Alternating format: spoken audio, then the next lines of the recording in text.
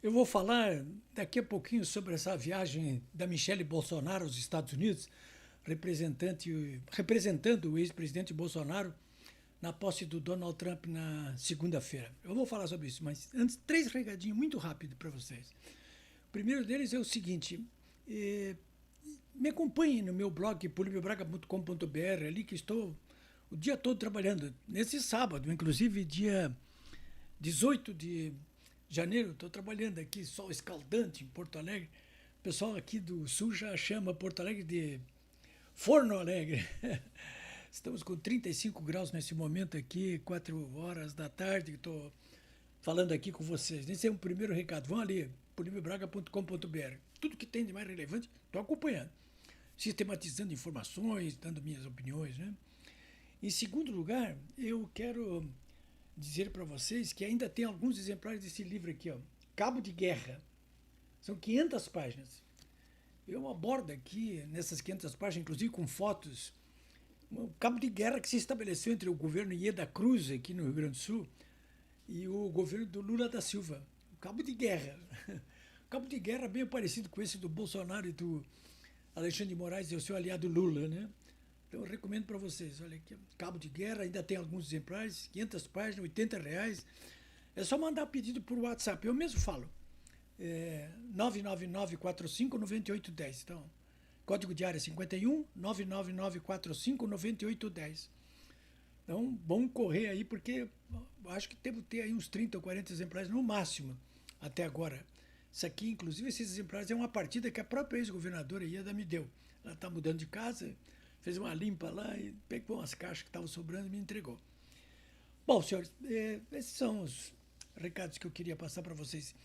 E o terceiro é que na segunda-feira eu vou estar participando na Rádio Mais Brasil, do jornalista Júlio Ribeiro, e vamos estar cobrindo ali a posse do Donald Trump.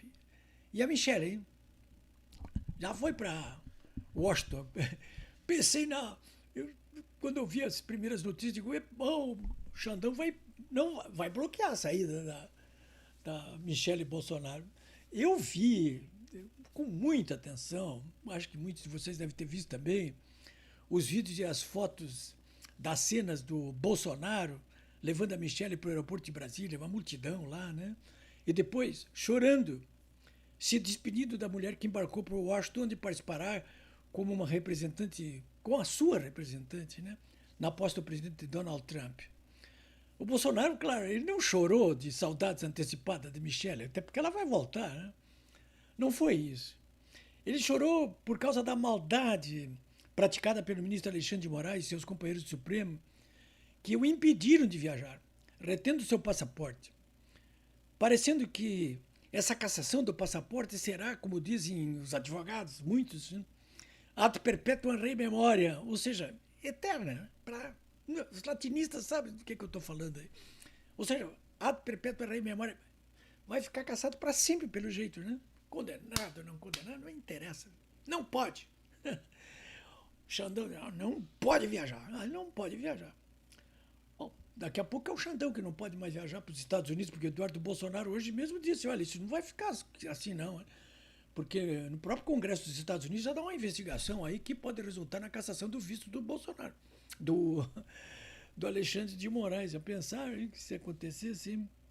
Bom, olha, é uma perseguição política evidente, né? Eu recebi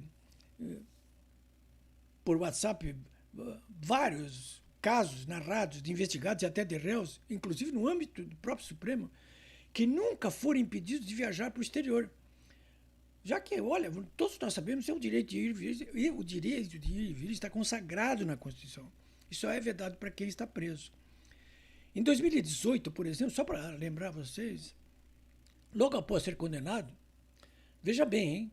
Logo depois de ser condenado em segunda instância no Tribunal Regional Federal da Quarta, que depois dessa condenação, inclusive, mandou prender e prendeu o Lula, né? No caso do triplex aquele do Guarujá. Pois bem, logo depois de condenado em segunda instância, o Lula recebeu do Supremo autorização para viajar a Addis Abeba, capital da Etiópia, no evento da FAO. Diante dos pedidos de retenção do passaporte, o seu então advogado e hoje ministro supremo, Cristiano Zanin Martins, que agora não fala nada, afirmou: não há qualquer impedimento legal para que o Lula faça uma viagem ao exterior. Segundo o Zanin, na época, parece que agora não vale mais para o Bolsonaro, vale para o Lula, mas não vale para o Bolsonaro, a Constituição garante ao cidadão o direito de ir e vir, enquanto tramita os recursos contra e a sua condenação não for totalmente transitada em julgado. Quando tiver recurso, quando tiver esgotado, não pode. Ninguém pode obstar o direito de ir e vir.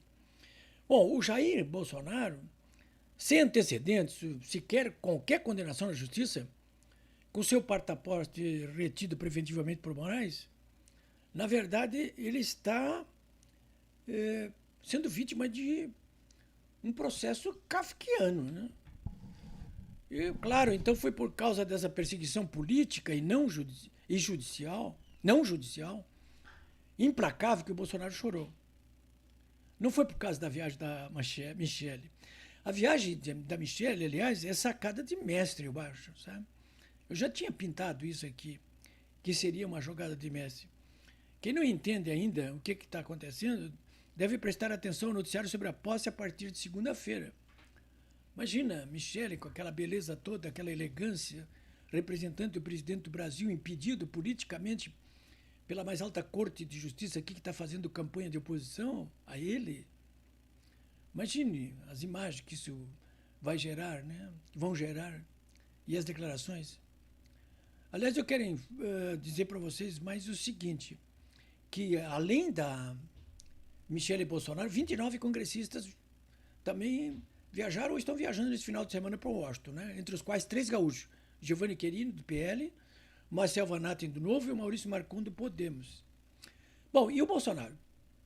O Donald Trump, vocês podem ter certeza, ele vai influenciar, sim, decisivamente, daqui para frente, depois que ele assumir, para que o Alexandre de Moraes e seus aliados do governo Lula baixem a bola.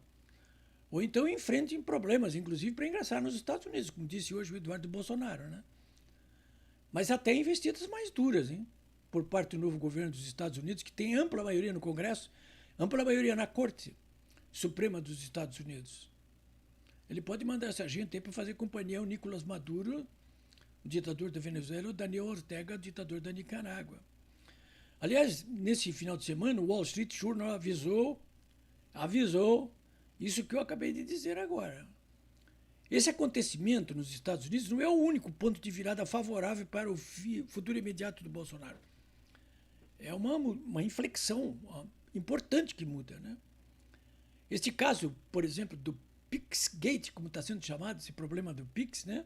Do vídeo do Nicolás Maduro, que já passou dos 300 milhões de visualizações, mostra uma mudança dramaticamente importante do ponto de vista político e totalmente favorável à oposição, ao Bolsonaro, porque demonstra condições para a retomada de manifestações de massa em praça pública, que é uma condição sine qua non, estou bom hoje de latim, sem a qual não, para que os congressistas cumpram com o seu dever e cortem o passo de Moraes e de Lula dentro do Senado. O povo está com raiva dessa gente. O Instituto de Pesquisa de Opinião Pública, Quest, nesse final de semana, só para encerrar, estou publicando isso no meu blog, polibraga.com.br, o Instituto Quest mostrou claramente esse mau humor do povo brasileiro, neste momento, com essa gente, com ênfase para os dias que antecederam o Pixgate e os dias que o sucederam. Veja bem, hein? Estou terminando. Até 15 de janeiro, o dia do vídeo do Nicolás, as manifestações anti-governo, portanto, contra o Lula e o Moraes, mais seus aliados, correspondiam a 54%, manifestações anti-governo. 54%, 46% a favor. Mas a partir do dia seguinte, esses 46% a favor caíram para 14%. E 54% de manifestações contrárias subiram para 86%, quase. Olha, sabe, quando eu vi a pesquisa, eu digo, mas deve ter alguma coisa errada, porque esse Instituto Quest, inclusive, tem sido assim apontado como um instituto que tem até beneficiado o governo, o PT, o Xandão, nas suas pesquisas. Mas isso aí está a demonstrar que praticamente há uma unanimidade hoje no Brasil contra essa gente. Eu aconselho que vocês deem uma olhadinha nessa pesquisa no meu blog. A mídia não está repercutindo isso aí, mas é grave, é gravíssimo isso aí. É gravíssimo, são números devastadores. O povo está com raiva dessa gente cruel e se manifesta. Acho que é a hora, sim, da virada. Eles estão assustados. Eles estão vendo isso aí, né? Estão assustados, estão temerosos. E eu acho que com razão. Vou repetir aqui um outro brocado latino também aí, como disse César às margens do Rubicão antes de invadir Roma. Alia jacta est, né? Ou seja, olha, a sorte está lançada, hein? E a sorte está mudando. Podem crer.